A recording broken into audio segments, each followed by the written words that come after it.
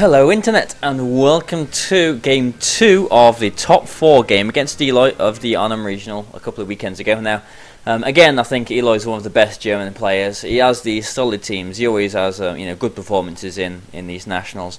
But Game 1 went really quite heavily in my favour. Hopefully you've watched that, but if you did, you saw my Cresselia it got to +1, it sat in front of his team and he couldn't really do too much against it. So I'm feeling, really quite good, quite happy about this. He leads a bit differently here. He actually leads with his Hydreigon this time instead of his Thunderous. I lead exactly the same though, with my Lipin Breloom. Now last time he led with his Thunderous, presumably because he is, definitely threatened by this Breloom. He has to, shut it down to stop it sporing everything. This time, I lead exactly the same. I know that this Hitmontop has got the Custap Berry, which you didn't get to see in the last game because I knew about it and could take care of Hitmontop in one hit. But it means that I know that this Hitmontop hasn't got eject button or any other awkward item like that. I can safely use Fake Out on it, stop Hitmontop using Fake Out on my Breloom, and I can get a free Spore off. Now the Hydreigon goes straight for Draco Meteor onto my Lipid, which is actually a very good move because he knows that if I brought the same 4 Pokemon as last time, which was Lipid, Breloom, Terrakion and Cresselia, I can't really hit his own Cresselia, which he didn't take last time but he has this time. So that was his game plan this time. I can bring Cresselia out, but that turn 1 worked out quite nicely for him because he knows that I've probably got Terrakion in the back as well. He knows that none of my Pokemon can hit his Cresselia very hard, so his Cresselia can kind of sort of wall my team like my Cresselia can kind of wall his team, especially now that this Hydreigon is asleep. Now Hydreigon did use its Draco Meteor before Breloom, so I know that this Hydreigon has got a guaranteed sleep turn here, which is fantastic. I do know that Cresselia, my own Cresselia, isn't taunted this time like it was last time, so I can straight away get a free Spore on. There we go, a free Calm Mind rather. I do get this Spore off onto it's a very, very safe Spore. He had nothing to stop that basically. Get this Spore off onto the Hitmontop as well. So yeah, there we go. Here's the Calm Mind. Now, like I was saying last game, this +1 is so important because it means that I can hit one-hit this Hitmontop and avoid being attacked by this Endeavour from the Custap Berry, and it means that I can soak up Heat Waves and threaten this Heatran with my own hidden power as well. Now this next turn is fairly interesting because I don't know what item this Cresselia has got. It could have a Chesto Berry or a Lumberry or whatever to avoid the Spore. I do go for the Spore because it's the safe move to do, but I'm thinking that either of these Pokemon can switch out for his Hydreigon as well, because if he switches his Cresselia out to the Hydreigon, then basically that's a wasted Spore because it's already asleep. But he could bring his Hydreigon in for this Hitmontop as well because I can just obviously Psychic it. So this is why I actually go for the Icy Wind with Cresselia, just in case he does switch the Hydreigon in, but also I get a really important speed drop onto this Cresselia, as we can see now. You'll see why it's important in a few turns time. But there we go. Now at the moment, 3 out of 4 of his members are asleep, so the momentum is definitely on my side. But I'm far from being over the hill because, like I said, because he took my Lipid out, I don't really have anything to hit this Cresselia. So we've got some interesting more turns coming up. He switches his Hitmontop out to his Heatran, which is the only thing that isn't asleep right now. And I'm guessing really he just has to hope that his Cresselia wakes up pretty soon. I go for a Bullet Seed because I need to start getting some damage off on this Cresselia. I know that if I get a nice amount of hits, then a Bullet Seed will do a good chunk of damage to this Cresselia as well. 4 hits is nice.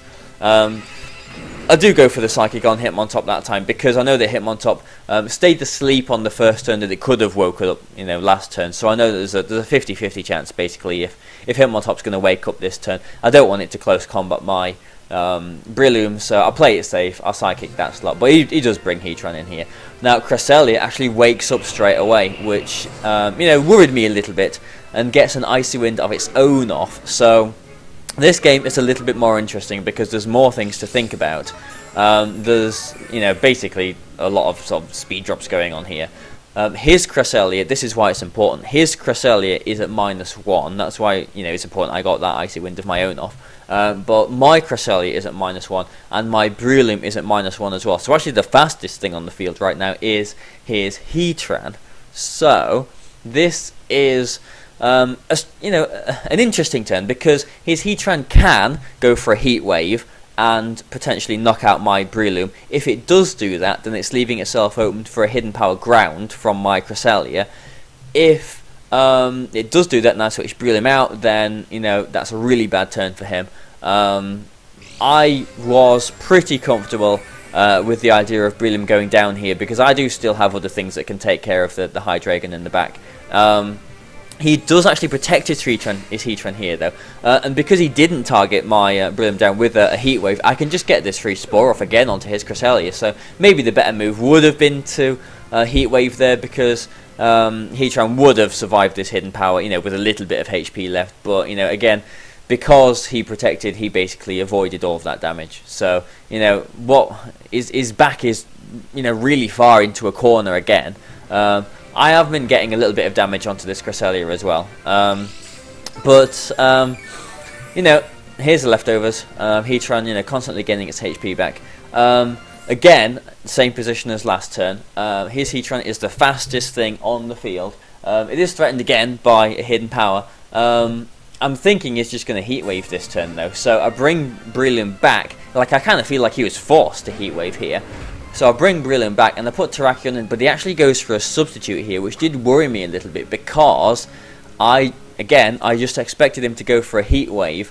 I wanted to get this Icy Wind drop onto the Heatran so that my Cresselia would outspeed it the next turn, and then I could just threaten it with a Hidden Power Ground that way.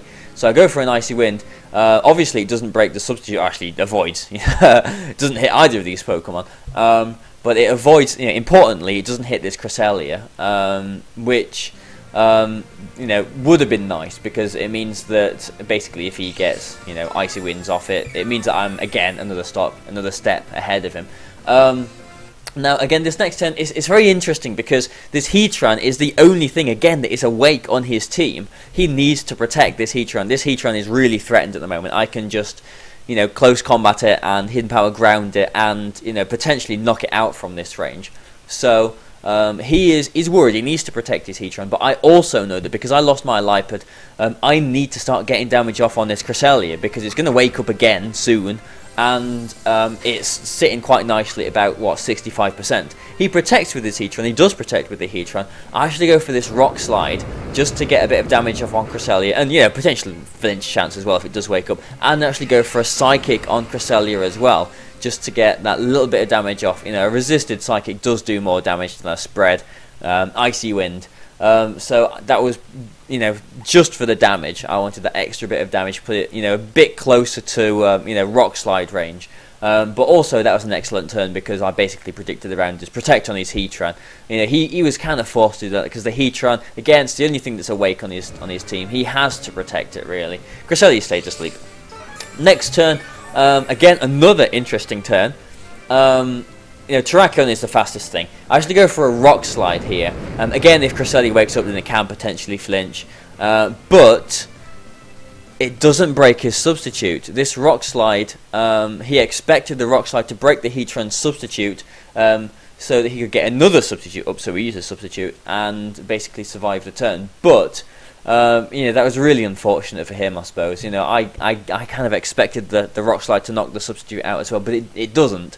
And because of that, failed move, basically, I've got this Heatran out now. It's not behind the substitute anymore, because I get this Hidden Power off.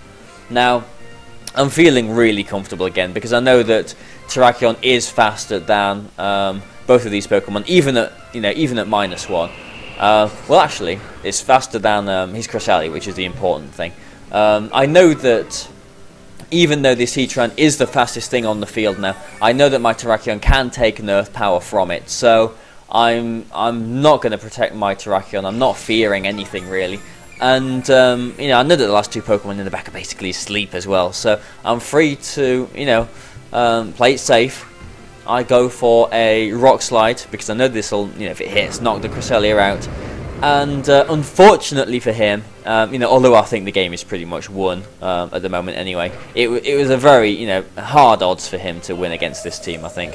I get a critical hit here on his substitute, which does knock it out this turn, and I can basically hidden power it and knock it out. So that's it, isn't it? I kind of feel, I don't feel bad. I feel bad in terms of, he's my friend and I've knocked him out of the tournament, but this is Pokemon, and we know that the game's over now. This Hydreigon, I did, it went to sleep after it used Draco Meteor. I think, on the first turn. So it's got, there's its guaranteed sleep turn. So they've both taken their guaranteed sleep turns. I get this close combat off, which at -1 doesn't actually take it out, which is quite amusing. It must be a really bulky Hydreigon to survive something. But at +1, the Psychic is going to take care of this Hitmontop, so no Custard Berry. Shenanigans for that this turn. And there we go. It does. There we go. The Hydreigon does work, so it gets a first turn away. We get to see a little bit of damage here. It does, a good, again about 60% with this Life Orb Dark Pulse onto Hydreigon. So, thinking back to the last game, without the Calm Mind bonus, it would have done, I don't know, maybe about 90. It would have done a lot of damage, but Cresselia would have survived. So that turn where I swaggered the Hydreigon, I still would have been in a reasonable position, because I still would have threatened it basically with a foul play the next turn, like it turned out. So, and the leftovers recovery would have brought Cresselia back to life somewhat as well. But there we go. That's my top 4 game. It's nice to avenge my loss from Milan 2 years ago, I guess. But I did feel like it would have been really, really hard for him to beat this team, especially with the hidden power ground on Cresselia, which I didn't have 2 years ago. So he had a really hard matchup. So that's just how Pokemon works sometimes. But that was that. That's top 4. The next game will be going on tomorrow, and it will be the first game of the final, the grand final of the tournament, who again is against someone who has previously knocked me out of a nationals event. So stay tuned, subscribe to the channel and whatever. Please feel free to help the channel out and all the rest of it again. But thanks for watching, guys. I hope you've enjoyed it. Bye for now.